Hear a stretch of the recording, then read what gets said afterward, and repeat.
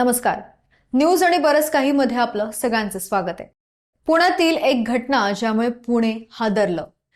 Engineer गर्लफ्रेंडची हत्या, ओयोमध्ये झाडल्या गोळ्या. उत्तर प्रदेश ते पुणे थरार. प्रेम प्रकरणात वाद. ओयोच्या रूम नंबर 306 मध्ये इंजिनियर गर्लफ्रेंडची गोळ्या झाडून हत्या. पुणे आयटी पार्क मधील घटना. इंजिनियर वंदनासोबत त्या दिवशी नेमकं काय घडलं? आरोपी ऋषभ पोलिसांना कसा सापडला? ही संपूर्ण कहाणी नेमकी काय आहे हे जाणून घेण्यासाठी हा व्हिडिओ शेवटपर्यंत नक्की बघा. 28 जानेवारी 2024 पुण्यातील हिंजवडीतील आयटी हबमध्ये काम करणाऱ्या आयटी इंजिनियर तरुणी वंदनाचा ओयोमध्ये मृतदेह सापडतो आणि एकच खळबळ उडते. या घटनेनं पुणे शहर पुन्हा एकदा हादरतं. वंदनाची तिचाच बॉयफ्रेंड ऋषभनं गोळ्या झाडून हत्या केली. हिंजवडीच्या स्थानिक पोलिसांना मुंबई पोलिसांचा फोन येतो आणि त्यानंतर तपासाला सुरुवात होते.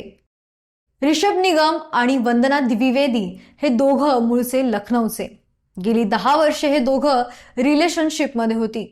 वंदना नोकरीनिमित्त पुण्यात शिफ्ट झाली होती. वंदनाला भेटण्यासाठी ऋषभ पुण्यात येतो आणि हिंजवडीतील हॉटेलमध्ये रूम बुक करतो. ते दोघं 2 दिवसापासून लॉजमध्ये राहतात.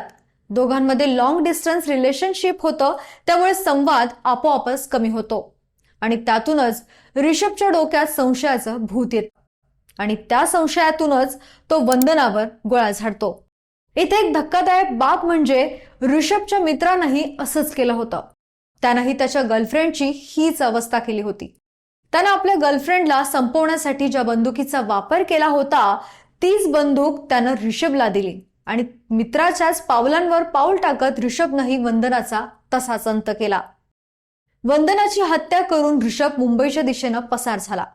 पण पोलिसांना त्याच्यावर संशय आल्यानं मुंबई पोलिसांनी त्याच्या जवळची बंदूक जप्त केली आणि चौकशी करून पुणे पोलिसांच्या हवाली केलं. केवळ संशयावरून ऋषभनं वंदनाची हत्या केल्याचं पोलीस तपासात उघड झालं आणि एका प्रेमाच्या गोष्टीचा शेवट झाला.